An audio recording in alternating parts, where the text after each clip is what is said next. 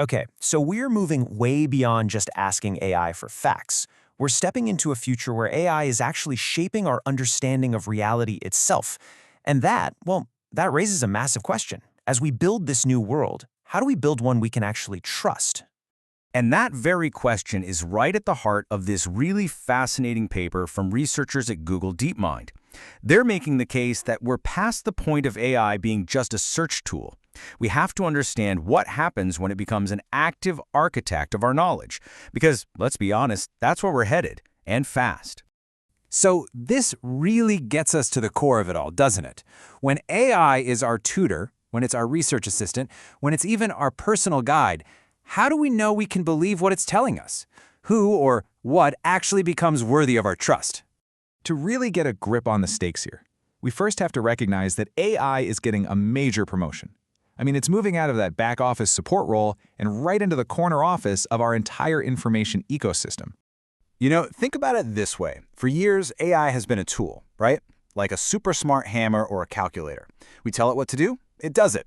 But now we're building AI that acts more like a partner, an agent that can go after its own goals to help us learn, think, and create in ways we're just starting to imagine. The paper actually gives this new kind of partner a specific name, an epistemic AI agent. Now, epistemic sounds fancy, but it just means related to knowledge. So what we're talking about is an AI that doesn't just spit out answers. It can autonomously go out and seek knowledge, and this is the crucial part. It actively shapes our information world with its actions. And just look at the scope of the roles on this future resume. This is so much more than a better Siri or Alexa. We are talking about AI as a scientist, running its own experiments, AI as a historian, literally reinterpreting our past, or even an AI as a companion, shaping how we see ourselves. I mean, each one of these roles could fundamentally change our entire understanding of the world. So let's look at the bright side for a minute. What does this world look like if we get it right? Well, the potential upside is absolutely incredible. The paper paints a picture of what could be a new golden age of knowledge, completely supercharged by these AI partners. For you personally, this could be a total game changer.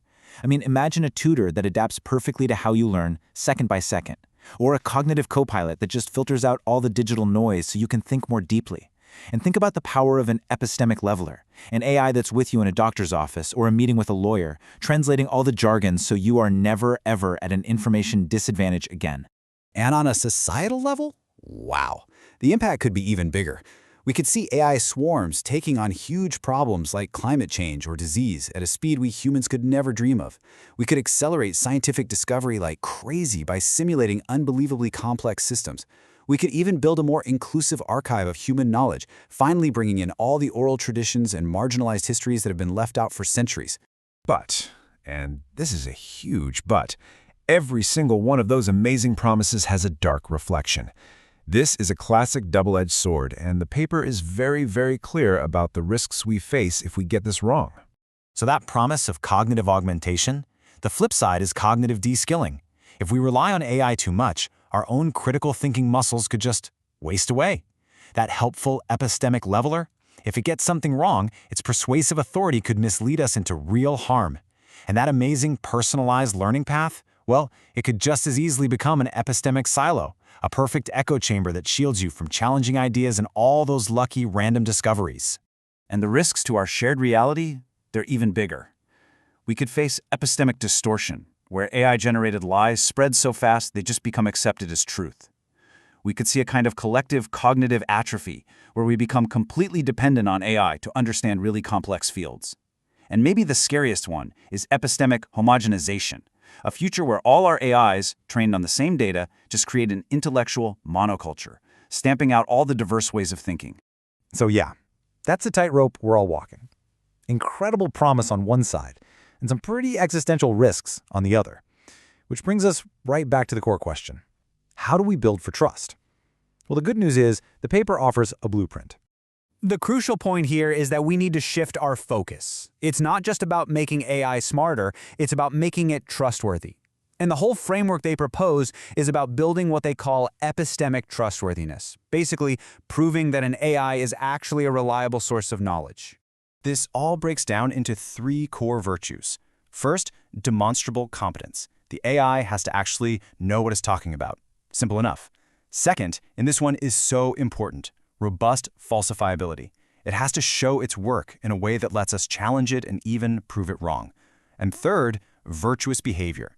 The AI has to be designed to be intellectually humble, to be honest, and to be motivated to find the actual truth, not just an answer that sounds good. And this quote really gets to the heart of it. It is not enough for an AI to just give us a nice-sounding explanation after it's already made up its mind. No, its entire reasoning process has to be structured so that it's open to scrutiny, so it can be audited, so it can be rigorously challenged. I mean, that's the bedrock of all science, of all real intellectual progress. But here's the thing. Even a perfectly virtuous AI isn't enough on its own. A trustworthy agent can't function in an untrustworthy world. So the final piece of this blueprint is all about building the right environment for it to live in. The paper argues that these agents have to be embedded in what it calls a resilient, socio-technical ecosystem. All that means is that the technology and our social structures, like our institutions and our habits, have to work together to support trust. One can't do it without the other. And this ecosystem has a few different layers. There's a technical one, with stuff like digital credentials to verify an AI's identity. There's a social one, where all of us get better at AI literacy and critical thinking. It also means supporting our human stewards of knowledge. You know, the journalists, the academics, the librarians. And I really love this idea of knowledge sanctuaries, these protected, human-vetted data sets that can act as an anchor, a sort of ground truth in a sea of synthetic information. And so, this brings us full circle, but with a whole new perspective. The AI agents, yeah, they're going to be the architects. They'll be putting up the walls and the windows of our future knowledge. But the final, crucial question that the paper leaves us with is this. Who gets to draw the blueprints?